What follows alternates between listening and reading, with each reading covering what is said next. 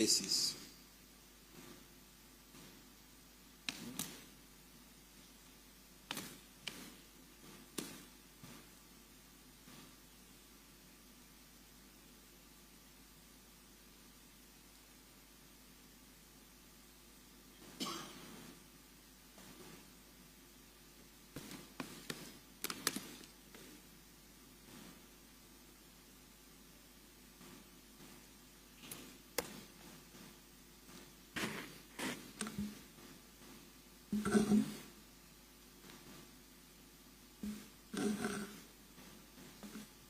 Okay, this is the result sheet that will contain the summary of results on state-by-state basis. And this is for all to see. This will be completed here. We are not going anywhere to complete it. Then we have the EC 8E, which is the final declaration of results of the election. Open.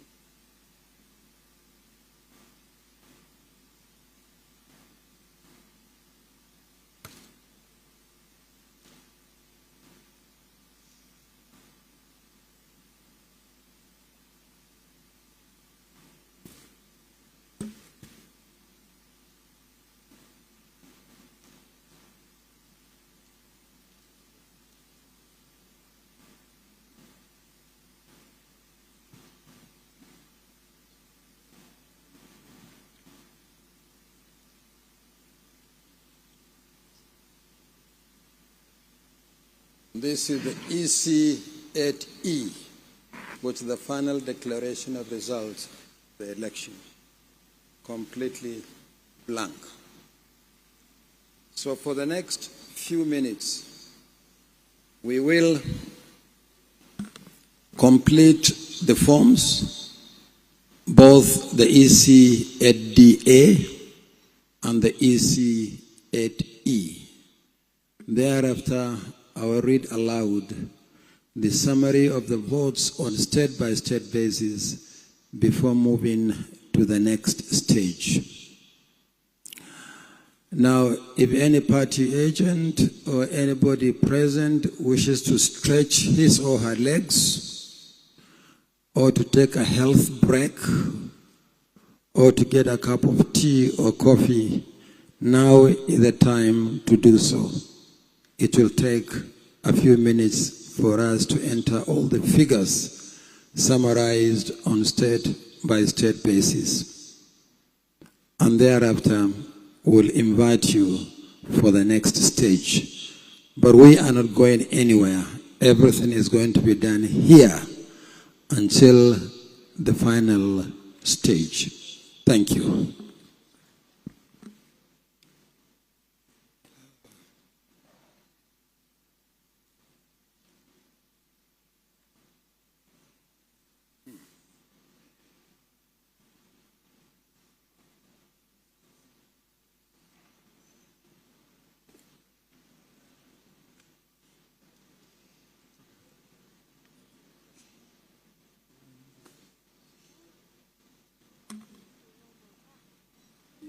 To rely on the hard copies or on the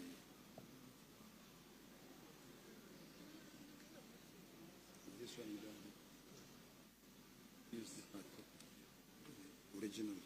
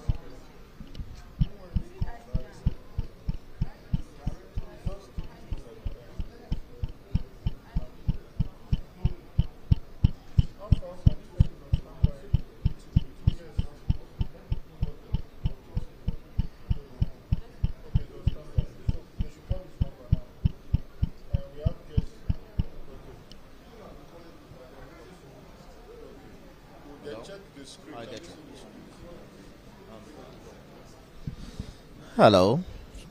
Check 1, 2, 3. Hello, hello. Can you hear me? Can you hear me?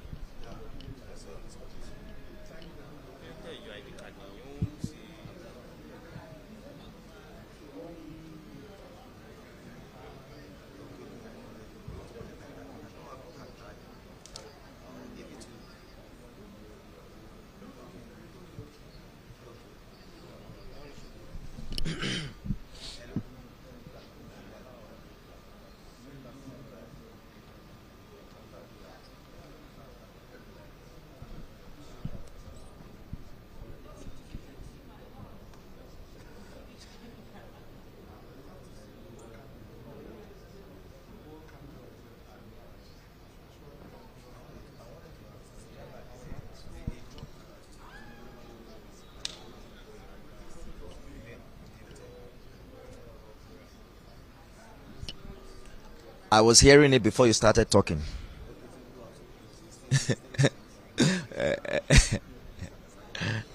Yes, I can hear them. Yeah.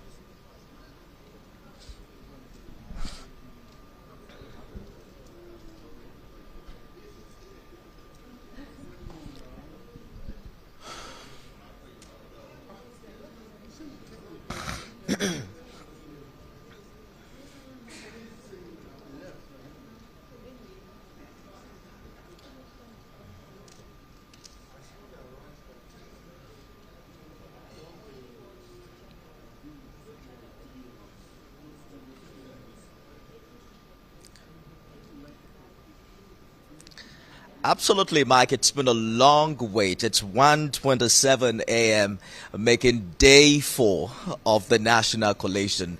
Well, if you're talking about the mood here, I must tell you that it's pretty cold. It's very cold inside the International Conference Center.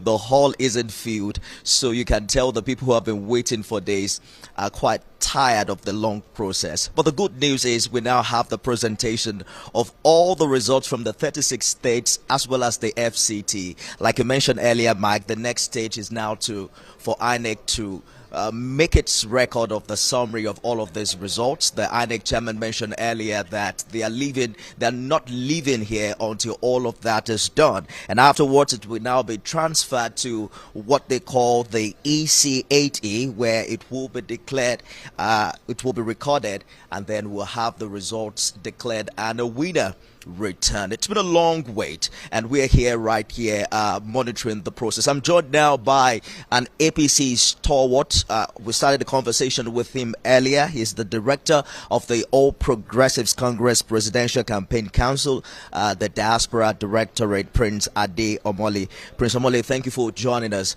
Thank you for having me again. As we count down to the final minutes of this process, talk to us about what you've made of this long process, because this is quite longer than what we experienced 4 years ago. Well, I probably wouldn't say that. It's obviously we've got 36 states plus the FCT, and with numbers, you just have to do it well. It's always better to take your time and do it well than actually rushing these things. So I think INEC has done the right thing. We're now, I'll probably call this a last lap. We should be rounding up in another 10-15 minutes or so, about 30 minutes max. And it's been a long wait. We're happy that it's turned out very good for the All Progressives Congress. Not that we're expecting anything less, but again, it's good. We thank INEC for their patience. We thank Nigerians also for their patience, and also Nigerians in the diaspora. Nigerians in the diaspora were quite they actually added value to this campaign. They added value to what we're doing here today. So a big thank you to Nigerians living in the diaspora. A big thank you to Nigerians in Nigeria. And we look forward to the 29th of May, 2023, when we'll have a new president. And in few minutes, we will have the president-elect. And obviously, we know who that's going to be. Again, a big thank you to INEC. It's a keenly contested race. Now we have the numbers 12, 12, 12, and 1 for those who were considered the forefront runners in this particular election. Was that something that the APC saw coming? I've actually addressed this question several times. And I remember, like I've been asked a few times about the three contenders. And this is what, and I still maintain that. Yes, there are three contenders in this race that we've just about to. That entire process will probably be concluded in another maybe 30 minutes or so. But I will name those contenders for you. The first person is Asiwaju Bola Ahmed Tinubu. The second person is Asiwaju Bola Ahmed Tinubu. And the third person is Asiwaju Bola Ahmed Tinubu. For me, there's no doubt. I knew this was going to happen. All my interviews have been, like I've actually been saying that. And it's come to pass because I knew this was exactly what was going to happen. Asiwaju Bola Ahmed Tinubu, like I've said several times, is the most prepared candidate, and today the figures, the numbers, they all show that he's widely accepted in the north and the south, west and east, and that's why we're here today. We're here. The celebration has started in the diaspora.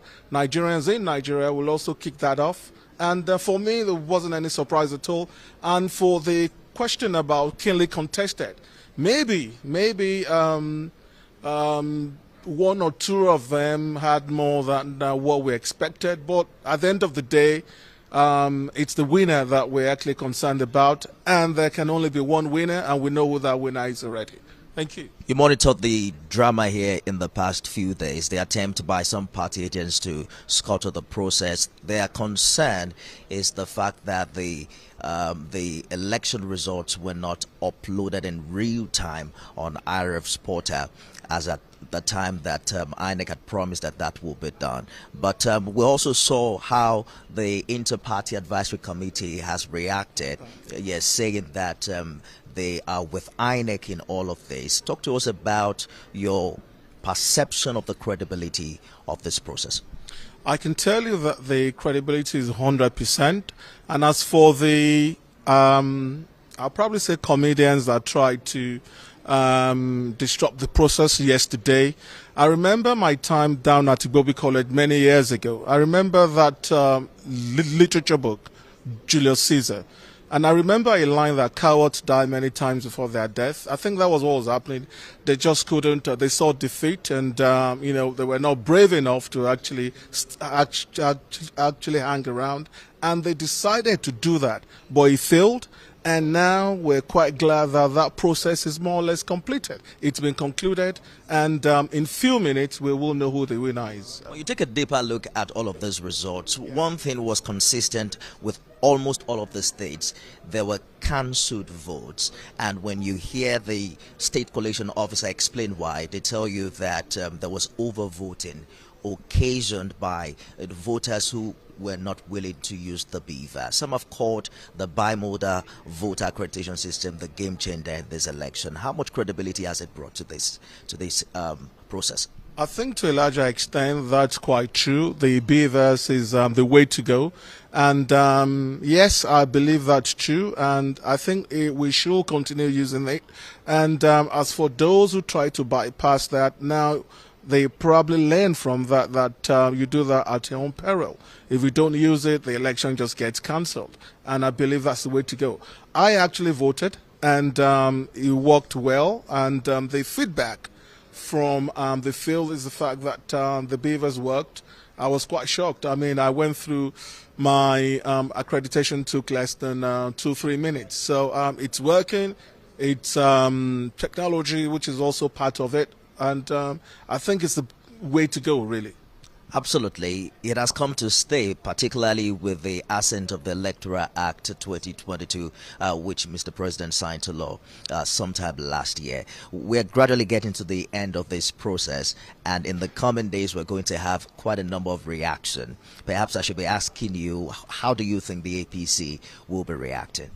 First, for the APC and for Nigerians, either here in Nigeria or Nigerians in the diaspora, first and foremost, it's about victory, it's about celebration, it's about the people. The people have spoken. It's with one voice. We have elected a man who is prepared. We have elected a man who is actually worth, a man who has worked for it, a man with the competence, a man with the experience, a man with the character to lead this country.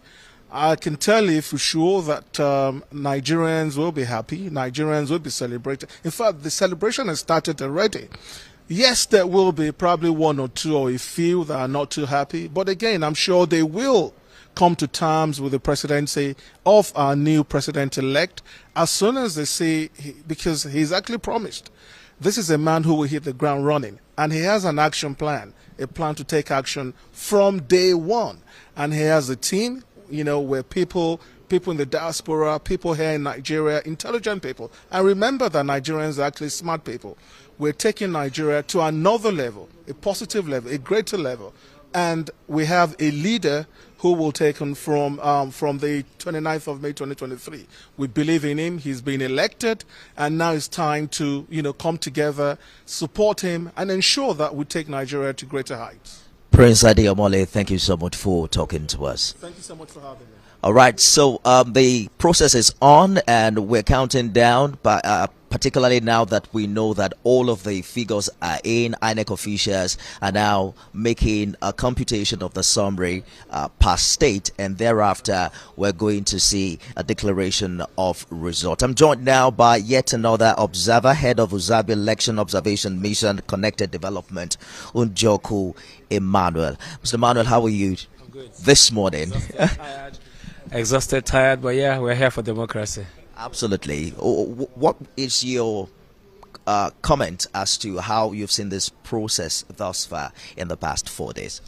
I will say that the earlier part of this process wasn't very impressive as regards the deployment. Reason being that this is what INEC has been doing over the years. One would have expected that it was going to be better, but the deployment was not that good. Elections started late across the country. But then the beavers is one very good outcome of this election. So you can see the numbers from across the states, and you can see that for once we are seeing the real voter turnout. And this is an election that we would say that has high voter turnout. But when you look at the numbers, it's even less than the voter turnout in 2019 and 2015. So it goes to tell you that the beavers has been able to check all the multiple thumb printing, all the ghost vying, all the channels of using incidence form and manual accreditation to rig the process and put out massive numbers. We can see for once the real actual voter turnout in our elections. That is a very good outcome for me. So in the past, you see states like Lagos that has over 7 million votes. You'll be expecting high turnout of voters in an election like this. But we're seeing just about 1.2, 1.3 million voters in this election. If you look at places like Kano, like Kaduna, typical places we expect to see huge numbers. We are seeing the real number, and I think this is actually what our real numbers are, given that a lot of people participated in this election. This is an election where we've seen a lot of first-time voters and a lot of, when I say first-time voters, don't necessarily people who just turned 18. A lot of first-time voters who are in their 40s, who are in their 50s, who have never voted before. Because are you saying that the previous numbers were perhaps inflated? Of course, the previous numbers were inflated because we were doing manual accreditation, using incidence fund to do voting. So this beavers has exposed the fraud we've been calling elections in the past. So that's the major outcome of these beavers. And part of this is why a lot of young people, talking about the voter turnout, a lot of people turned out to vote in this election because of the deployment of the beavers and the assurance that IREV, the result portal, was going to give. That was why a lot of first-time voters, not just 18-year-olds, people in their 40s and the 50s and 60s who have never voted before, it gave them that assurance that their votes were going to count, and that is why they turned out to vote. There are a group of people who have never voted in elections in the past, talking about mostly people in the middle class, upper class, educated Nigerians, urban city dwellers. Usually they don't vote. I have friends and colleagues who don't vote because they'll tell you, why go out on the sun, spend the whole day like you saw a rent on the election day? Why go through all that when your votes won't count? So the beavers gave that assurance that their votes was going to count, as well as the IREV gave an assurance that not just that the votes were going to count, but Nigerians will be able to follow the process and see the votes count. That didn't work quite well. but disappointingly, that part didn't happen, and that's one other disappointing part and shortfall in this election, in this process. But I like the resolve of the INEC management to continue to go on in the process of collation. And I've said this before, and I'll say it again. The whole process of election result management and the collation process, and with the assurance that INEC gave about the IREV, and what the election guidelines stipulates, it does not in any way say that if at any time INEC is not able to upload results on their IREV, that it will invalidate the collation process. So I'm glad, for progress and for the country and for democracy, that INEC still continued the process as the guidelines stipulated, that they did not fall to the whole demand from political parties and some other party agents who were here. I'm happy that they stood their ground and continued with the process to get this to a conclusion, almost to a conclusion. Indeed. You look at the numbers, especially when the state-by-state presentation, you look at the difference between the number of registered voters and then the actual number of voters that were accredited. I mean, some states were so poor to the tune of 15%. I'm not sure we had more than 35% across board. Do you think that we should start investigating our voter register that is way above 90 million? So I was just saying that to a colleague who was sitting next to me, that we need to probe our voter register, because this is an election that you can tell that had massive voter turnout. And yet, for most of the states, you are seeing 10%, 12%, and the average, by the time they are done with the form EC8E, on the average, we probably will be looking at, with the voter register that we're seeing, 93.4 million registered voters, we may be looking at probably about 15 to 20% voter turnout. So that really puts a question mark on the voter register and the size of our democracy in Nigeria. So we need to start probing that and need to start asking questions. And particularly because INEC did the AFIS, or is it APIS, where they did the biometric screening of our voter register that removed people who multiple registrations, people that don't have biometrics. So I'm still bothered. If we had this much number of voter turnout and yet we are still recording 50%, where are the remaining 85% of the voters when all this much number turned out? This one election I've seen people travel from across the world to come back to the country to vote. This one election I've seen people travel out of their place of residence to their place where they registered to vote to go and vote. And yet we're having this. So after this election, we will really need to look at that voter register again and ask questions. Why Where are the remaining 85% of the voters who have not seen in this? The enthusiasm preceding this election was high, and we were expecting that it will reflect in the number. Perhaps that's one question we'll keep asking and find out more from Ina. Kunjoku Emmanuel, head of Uzab Election Observation Mission Connected Development. Thank you for talking to us. Thank you for having me. Absolutely. All right. So, Mike, you heard that. We'll have to keep probing the numbers. Recall that INEC prided that it has one of the biggest voter register in Africa. As a matter of fact, we're told that the registered voters in Nigeria is more than all of the numbers in West Africa and some parts of Central Africa. Unfortunately, that number is not reflecting in the number of people who came out on Saturday to vote, and of course, the number of votes that is now going to decide who the next president-elect is in Nigeria.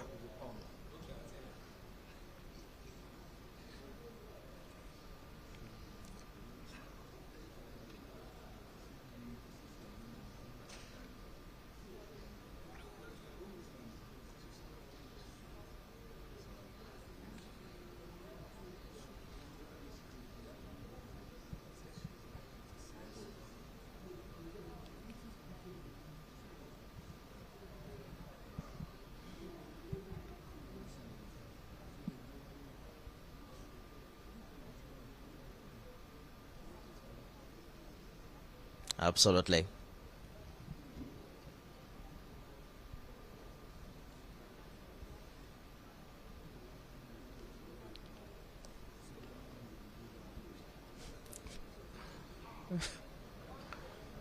Indeed.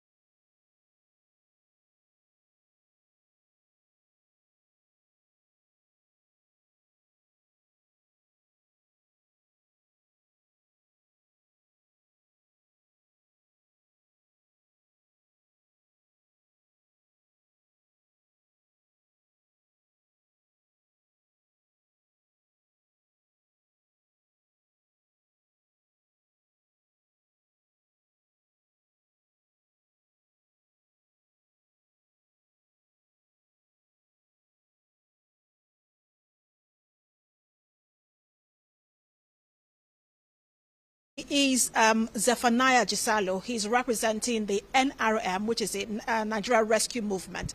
Please, come on. Good to have you join us. Yeah, thank you very much. We've heard several statements from party agents here from the commencement of this process. And one of them is some who are disagreeing with INEC and some who are supporting INEC. I know that your party remained in the hall when there was that walkout by some party agents. But let me ask you, what do you make of that outburst and walkout? I didn't walk out from the hall because this is a critical moment for Nigeria. The election is a test of our ability. And this is a time that every Nigerian had to show his concern to elect our leaders, and nobody should be disfranchised when doing so. Election was already conducted from the unit collation, ward collation, local government collation, and state collation. Now coming here for someone to say that he disagree with the collation, as it's on it's a call of anarchy, and we will not allow it. We will not accept that. We will not allow individual to cause problem to this country, and that is why we stand by our feet and say no. INEC, a vote of confidence for INEC that INEC should continue to collect the result from all the states, and that's why we remain here to make sure this thing is concluded. At what level do you think that parties should have raised their disagreements? Because INEC chairman has said, look, we're only just putting together figures that are coming from the state. At what level do you think that these parties should have raised objections to these figures? The law is there. Section of the letter out of section 64, section 65, that in doing this, if you have anything, if you have any complaint, the law is there, the court is there. You approach the court for register your disagreement and then face the interpretation from the court. But it's not that you come here then to stop the process of collection of this result. I think INEC are doing their best to make sure that things be in order. So I don't think if anybody have anything contrary to what INEC is doing, the law is there. You should approach the court. There are political parties who are now calling for the cancellation of this particular process and for a fresh election to be organized by INEC. How do you react to that? These only PDP who are calling for this are Labour Party, and one another party, all other agents are seated, disagree with what PDP, Labour Party are doing. You know, someone when he's losing an election, that's how they behave. And they will be in this business, political business. We know what is there, and we know what we are trying to do. It's just to call our anarchy to this country. We will not accept it. And that's why we will sit our ground, all the party agents, to make sure that this result is collected from the state, all the state of the federation, and put them together so that INEC will do the needful. So I think for whoever thinks that INEC should stop collection, then he's deceiving himself. For your party, for example, and some other parties who have remained, many might say, look, why are you still here? You should be one of those who are agitating, especially because when you also look at your figures, it's not like as though they are as high as the major contenders. Why have you remained in this hall? You know, in any contest, you should be also prepared to win or to lose. And there's a gallant losers, and then because I don't think that if you are losing, then you should cause chaos to other people. Yes, other party like our party and other party, whatever the figure, everybody has seen what is coming out from the APC. So I think we should accommodate whatever that is coming from the APC. If APC is leading, and so what about it? Because we should expect that this Asuaju is at least everyone knows his antecedents. He has the capacity to rule this country. So I don't see where anybody can be complaining on whatever is seen from the result. So to me, I feel by the grace of God, we are going to have a president that is deserved. And let me ask you, finally, will your party sign the result sheets as INEC continues to work on them? Oh, sure. We're going to sign the result because the election the election was transparent. Every Nigerian election was done with the beavers. Even that whatever they were saying that it was not translated, it was not transmitted. It doesn't mean anything because everyone knows that this election was credible because of if you can see what was happening in Lagos, seeing what was happening in Abuja, Plateau State, and other places, and even a governor losing his senatorial seat, I think people should commend the electoral act. We will improve from. We'll improve next time. We'll improve from wherever we see that there was lacuna. We can improve from there, but it doesn't mean that we should just stop what is happening. No. And I think we should commend INEC and also applaud the decision of the National Assembly who made that law. All right, thank you so much for talking to us. The party agent for NRM, Gisalo Zephaniah. Mike, I'm sure you've heard the party agent for NRM. For a lot of people who are present in this hall and for the parties that remained, I think one of the things that is most important to them is Nigeria's democracy and safeguarding Nigeria's democracy. Also ensuring that the policy is not heated, leading to tension. We know where we are coming from. And a lot of people are saying, look, let's not get back there. Let's do all we can to ensure we still have a country and support INEC and support the process and perhaps explore legal process if you feel like you have any objections.